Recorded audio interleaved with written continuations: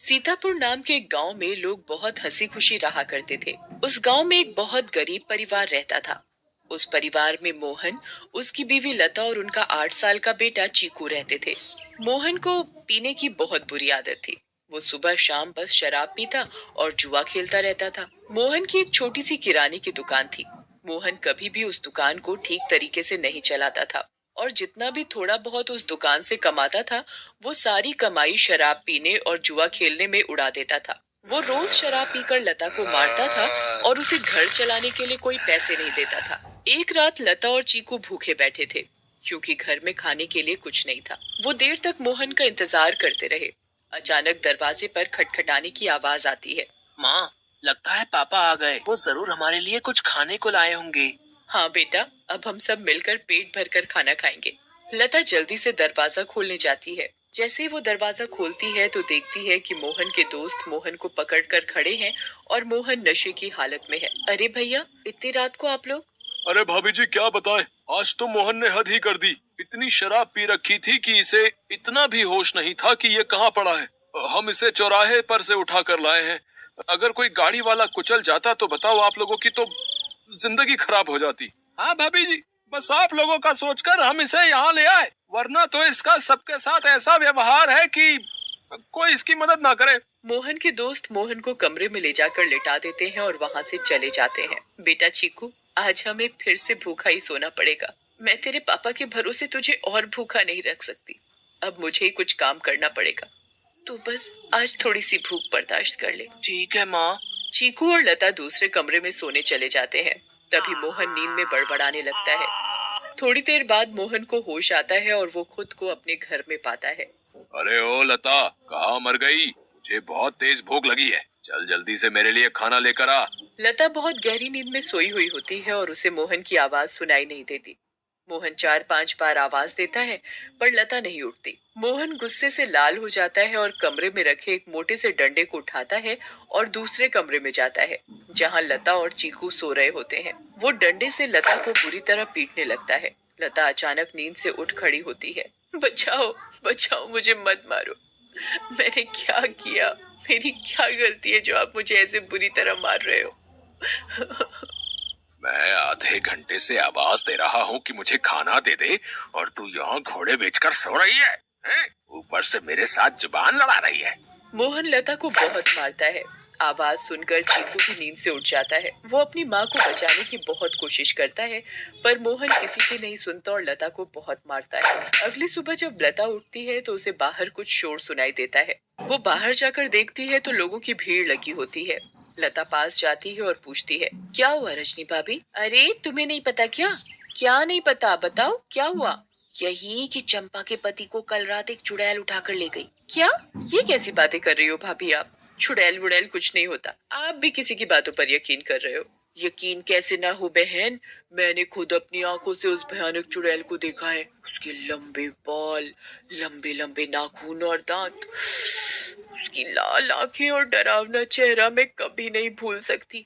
जब मैं आधी रात को पानी पीने के लिए उठी तो थोड़ी ठंडक लेने के लिए खिड़की पर खड़ी हो गई थी और तभी मैंने देखा कि एक चुड़ैल चंपा के पति को हवा में उड़ा कर ले जा रही है। ऐसी बात है तो हमें संभल कर रहना होगा और शाम होते ही अपने घर के खिड़की दरवाजे बंद करने होंगे।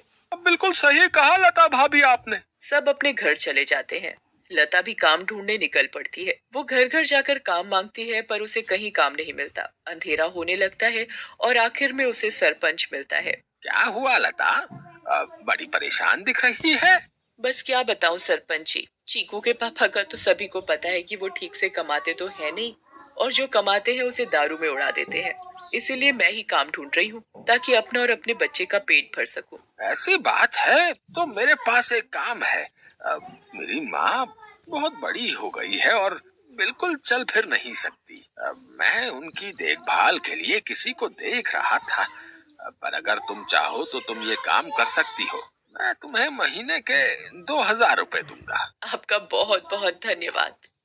बस एक दिक्कत है कि तुम्हें देर रात तक रुकना होगा, जब तक कि वो सो नहीं जाती। मुझे मंजूर है सरपंच जी। ये लो फिर 500 रुपए और कल से आ जाना। लता खुशी खुशी घर जाती है और ये बात चीकू को बताती है। दोनों बहुत खुश हो जाते हैं। तभी वहाँ मोहन आ जाता है। क्या बात है? किस बात की इतनी खुशी मनाई जा रही है? मुझे उनकी बड़ी माँ का ध्यान रखना होगा, जिसके बदले वो मुझे पूरे 2,000 रुपए देंगे। तू कहीं भी जाकर मर, मुझे कोई फर्क नहीं पड़ता। बस मुझे दारू पीने के लिए पैसे मिलने चाहिए। तभी मोहन को लता के हाथ में कुछ पैसे दिखते हैं। मोहन वो पैसे लता से छीन लेता है। लता बहुत रोती है और अपने पैसे मांगती है, पर मोहन उसकी एक नहीं सुनता और दारू पीने चला जाता है। लता उन पैसों में से कुछ पैसे अपने पल्लू में पहले से ही बांध लेती है, जिसका वो घर का राशन ले आती है। उस दिन लता और चीकू पेट भरकर खाना खाते हैं, चैन की नींद सोते हैं। दूसरी ओर चुड़ैल का आतंक शुरू हो जाता है। वो आसमान से आती है और गांव वालों के घरों के ऊपर उड़ती रहती है। वो कभी किसी के घर के ऊपर तो कभी किसी और के घर के ऊपर अपने शिकार की तलाश में उड़ती रहती है। अब मैं अपना शिकार करूंगी। किसको लेकर जाऊं आज अपने साथ? किसको? बहुत देर तक चुड़ैल को कोई दिखाई नहीं देता। लगता है इस गांव के आदमी बहुत चालाक हो गए। अब इन्होंने रात को निकलना ही बंद कर दिया। अगर ऐसा रहा तो मैं अपना शिकार कैसे करूंगी? किसको लेकर जाऊं अपने साथ? किसको लेकर जाऊंगी अपने साथ? तभी भोला रात को घर के बाहर आता है और रस्सी पर सूख रहे कपड़े उतार कर इकट्ठे करने लगता है। चुड़ैल की नजर भोला पर पड़ती है। मिल गया मेरा शिकार। चुड़ैल भोला पर हमला करती है। वो उसे एक हाथ से पकड़ती है और अपने साथ हवा में उड़ाकर ले जाती है। बचाओ, बचाओ, मुझे छोड़ दो, जाने दो मुझे। तू तो मेरा आज का शिकार है, ऐसे कैसे छोड़ दूं? तभी भोला की बीवी बाहर भोला को देखने आती है। उसे भोला घर के बाहर कहीं नहीं दिखता, पर फिर उसकी नजर ऊपर जाती है और वो देखती है कि चुड़ैल उसके पति को लेकर जा रही है। रेखा ये सब देखकर बेहोश ही हो जाती है और सुबह जाकर उसे होश आता है। होश आते ही वो अपने पति को हर तरफ ढूंढने लगती है, पर वो कहीं नहीं मिलता। वो यहाँ वहाँ पागलों की तरह भागती है और चिल्ला रही है। तभी गांव के लोग इकट्ठे हो जाते हैं। क्या हुआ रेखा भाभी? अगली सुबह जब लता उठती है तो उसे फिर से घर के बाहर कुछ लोगों का शोर सुनाई देता है। लता बाहर जाती है। क्या हुआ रजनी भाभी, आज किस बात का शोर हो रहा है? अरे लता, कल रात चुड़ैल रेखा के पति को उठा कर ले गई। रेखा का तो रो रो कर बुरा हाल है। बेचारी रेखा भाभी। पर मुझे ये समझ नहीं आ रहा कि वो चुड़ैल हर रात किसी के पति को ही क्यों उठा कर ले जाती है।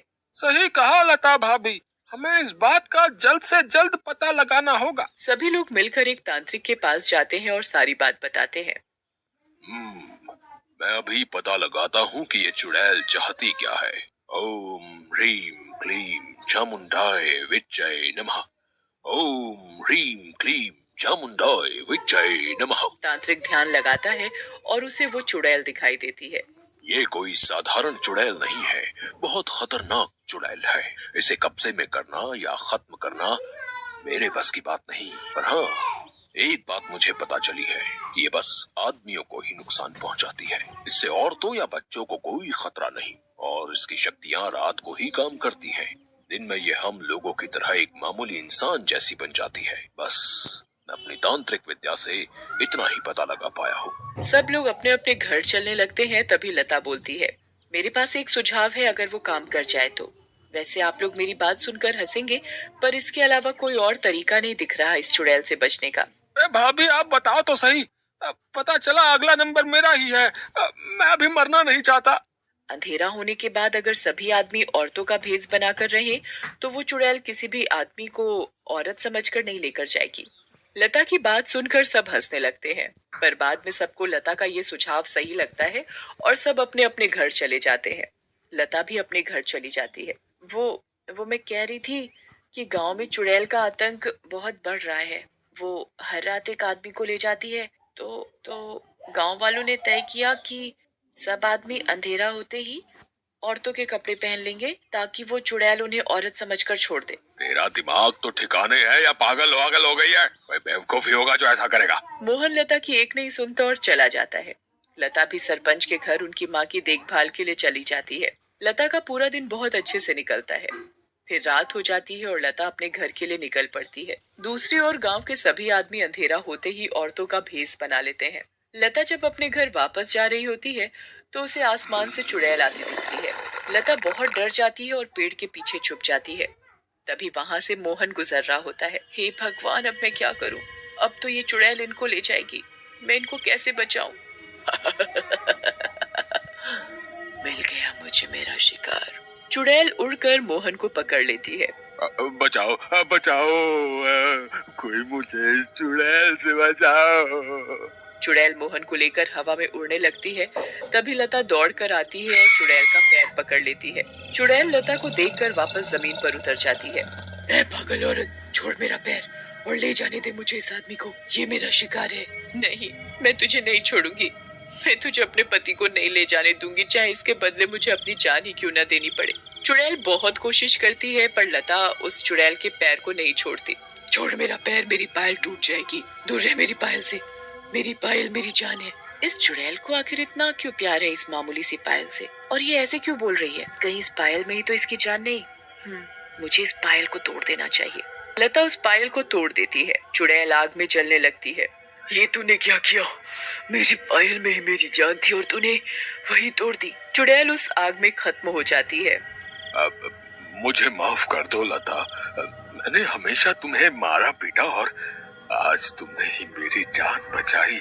उस दिन के बाद से मोहन बदल जाता है। वो अच्छे से काम करता है और अपने परिवार का ध्यान रखता है और कभी शराब नहीं पीता। गांव वालों को भी उस चुड़ैल से हमेशा के लिए छुटकारा